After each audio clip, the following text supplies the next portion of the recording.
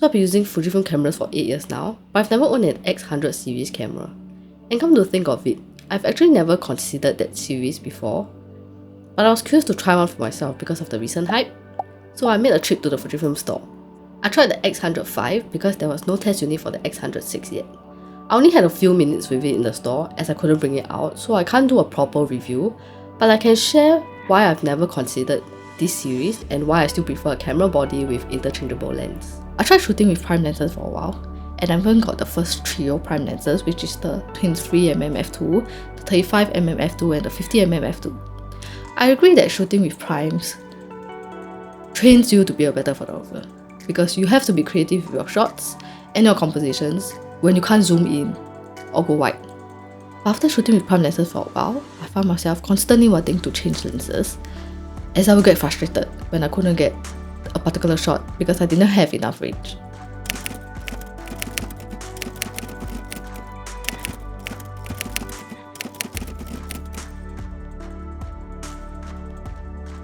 This has to do with the fact that I actually shoot a wide range of stuff, from landscapes to architecture to interior, portraits, food, street, and so on. So usually for things like landscape, architecture, interior, usually a wide angle lens would work better, so they can capture more of the scenery or the interior space. And then for portraits and food, I usually like to use the 33mm or like even the 55mm because of the compression that it gives me.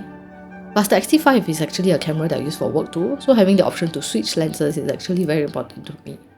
I know the 33mm is a really popular focal length, but it has never been my go-to focal length. I tried to embrace the focal length and I even got a 23mm f2 prime lens like about 5 or 6 years ago. This is the one, the 23mm f2. But I've never really used it, and I always end up using my 35mm f2 instead, which is this one. So after years of shooting, I've realized that the 23mm is not really the focal length that I like.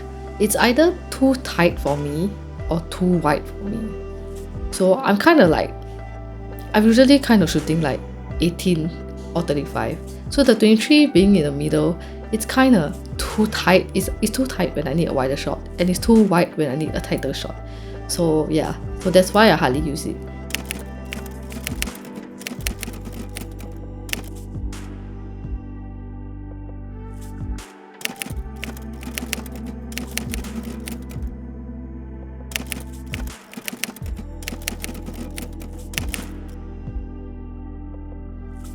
In fact, I love the 33mm so much that I actually own 3 of those lenses.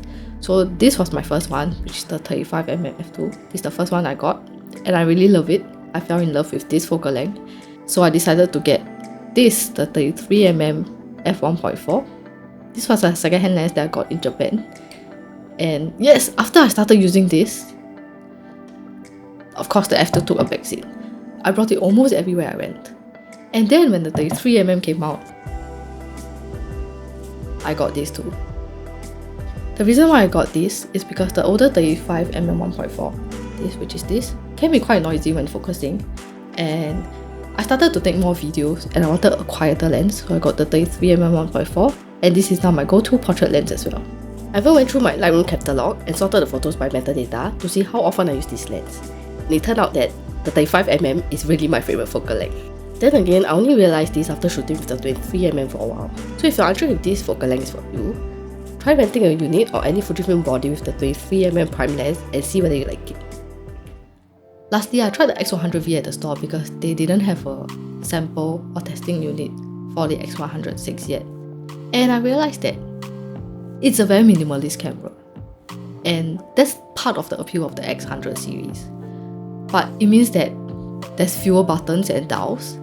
And I actually like the X-T5 for having buttons and dials for almost everything, because I shoot in 100% manual mode all the time, and I love being in control of my camera like that. So although minimalism is part of the appeal of the X100, it's a bit too minimalist for me.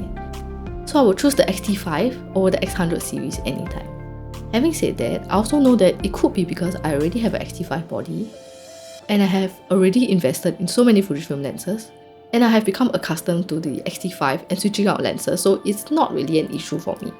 If you're going for Fujifilm because of its colour science, but the X100 is out of your budget, don't fret, because as long as it's a Fujifilm camera, you'll get great colour.